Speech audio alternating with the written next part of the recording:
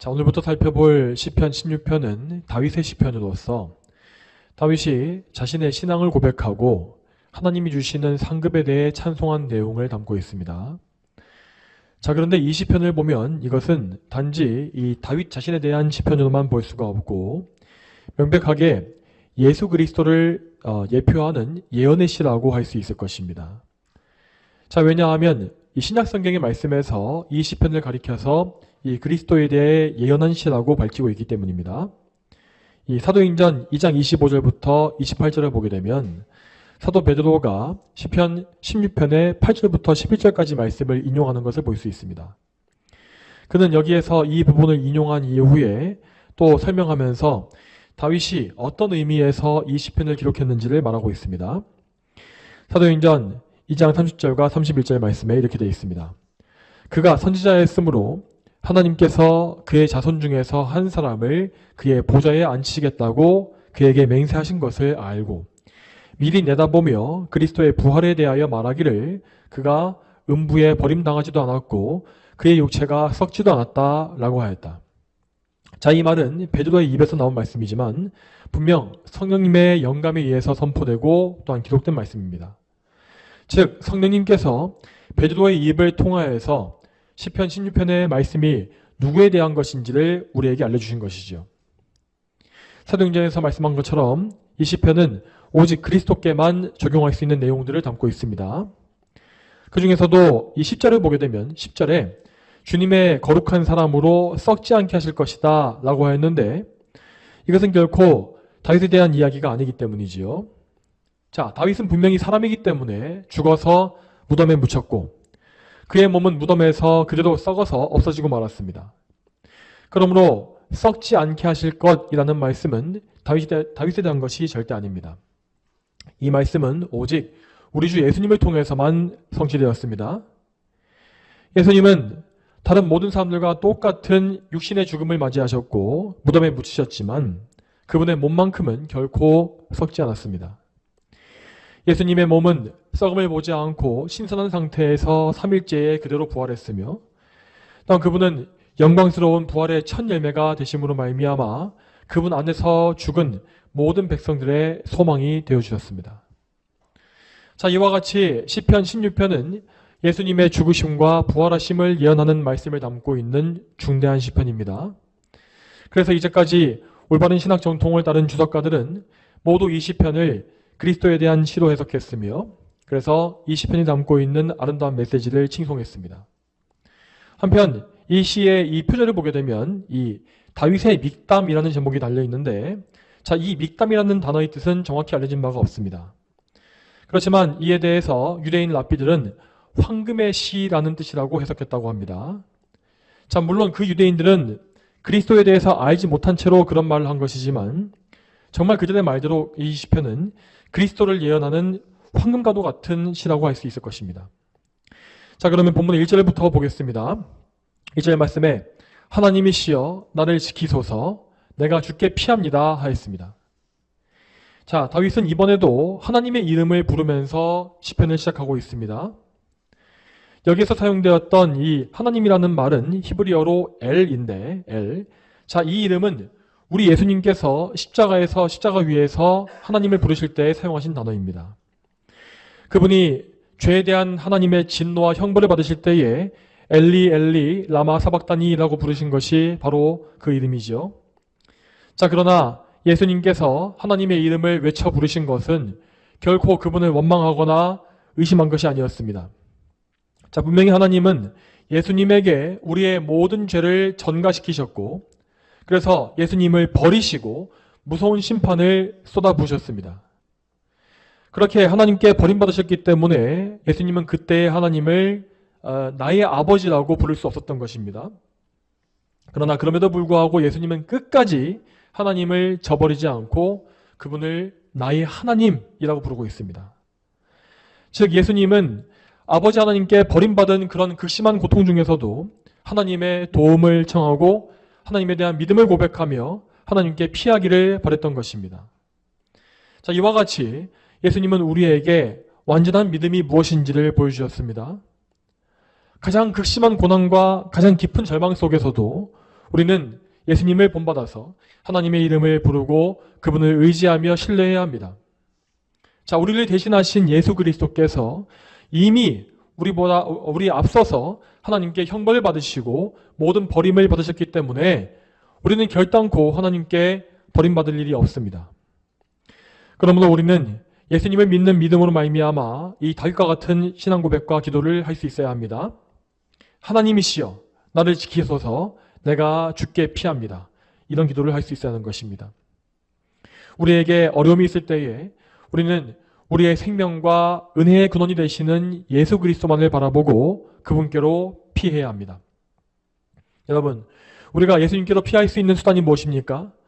그것은 다름이 아니라 그분을 부르며 기도하는 것입니다.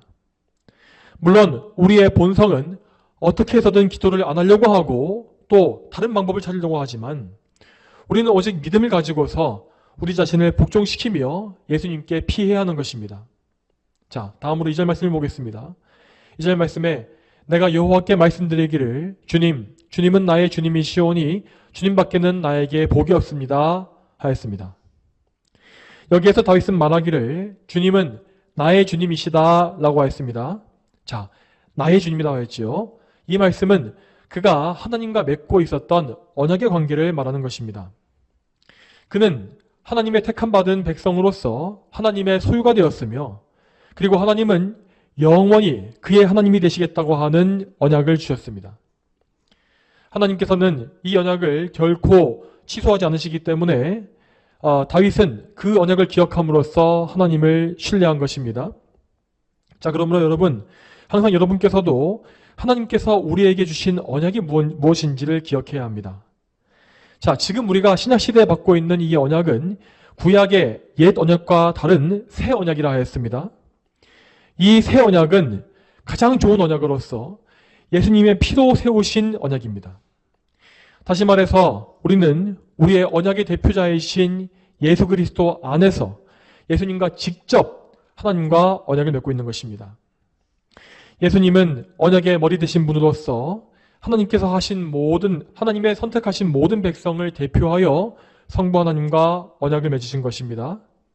자, 그러므로 하나님은 당신이 택하신 모든 백성, 우리를 대하실 때에 우리의 대표자, 우리의 언약의 머리인 예수 그리스도를 보시면서 예수 그리스도를 통해서 우리를 대우하시는 것입니다. 이렇게 예수님은 우리의 언약의 중보자가 되어주셨고 또한 그래서 우리에게 주시는 모든 복의 근원이 되어주십니다. 우리는 원래 하나님 앞에 복받을 만한 근거가 전혀 없었고 오직 그분께 저주와 진노만을 받아야 마땅했습니다. 그러나 우리의 중보자이신 예수님께서는 우리를 위한 모든 구원의 공로를 이루어 주셨기 때문에 우리는 그리스도 안에 있을 때에만 하나님이 주시는 복을 누릴 수 있는 것이죠. 그래서 다윗은 말하기를 주님밖에는 나에게 복이 없습니다 라고 말했던 것입니다. 자, 그리고 계속 이어서 3절을 보게 되면 3절 말씀에 이 땅에 있는 성도들은 존귀한 자니 나의 모든 기쁨이 그들에게 있구나 하였습니다.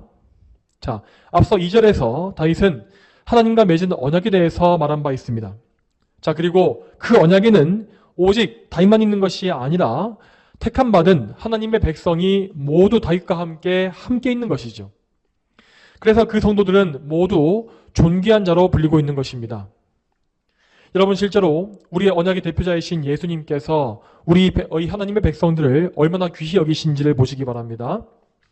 예수님은 당신의 보배로운 피를 흘리심으로 그들의 죄를 씻으시고 또한 당신의 의를 우리에게 옷 입혀주셨으며 또한 우리를 하나님의 자녀가 되게 해주셨습니다.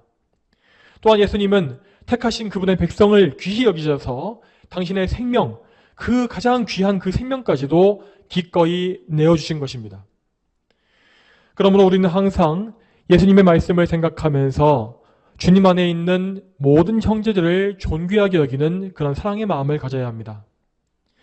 우리뿐만 아니라 그들 형제들이 모두 하나님 앞에 나아가는 귀한 자들임을 기억하고 그들을 위해서 기도하며 도와주는 선한 일을 해야 하는 것입니다. 또한 그 형제들과 함께 거하는 것을 늘 즐거워하고 이 세상에서의 삶보다 교회 안에서의 삶과 교제를 더 즐거워하는 그런 마음 역시 소유해야 하겠습니다. 자, 이제 마지막으로 4절 말씀을 보겠습니다. 4절 말씀에 다른 신을 따르는 자에게 괴로움이 더할 것이니 피를 부어드리는 그들의 제사를 나는 드리지 않으며 내 입술로 그 이름도 부르지 아니할 것이다 하였습니다. 여러분, 하나님 당신을 사랑하고 가까이 하는 백성들을 사랑하시지만 그분을 멀리하고 반역하는 자들에게는 사랑을 거두어 가십니다. 자, 그래서 결국 악인들이 영원한 멸망에 처하는 그 날은 그들이 하나님께 받은 모든 사랑을 잃어버리는 날이 되는 것이지요. 오늘 이 본문 말씀에는 그러한 우상 숭배자들이 얼마나 가증스러운 일을 행하는지를 잘 보여주고 있습니다. 그들은 자기 신에게 피를 부어서 제사를 드리며 또한 그 입술로 그 더러운 우상의 이름을 부른다고 하였습니다.